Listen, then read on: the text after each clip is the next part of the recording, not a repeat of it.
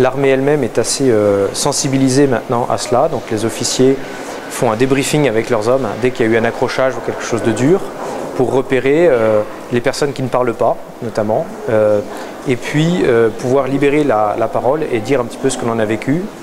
Et puis nous, on peut être aussi ou bien appelés par les autorités, ou bien les personnes viennent nous voir aussi pour se confier.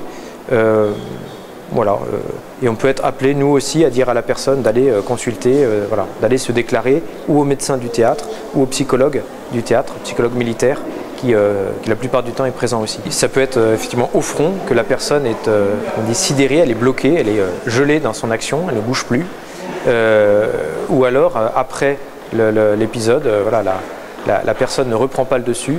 Et dans ce cas-là, c'est assez repérable finalement, et on peut commencer à aider la personne.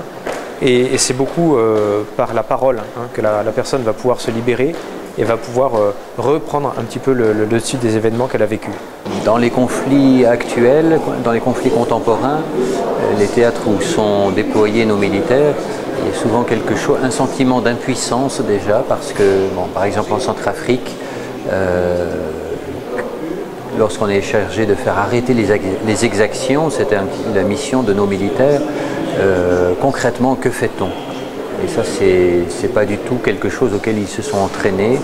Ils ont appris à se battre contre un ennemi déterminé, connu.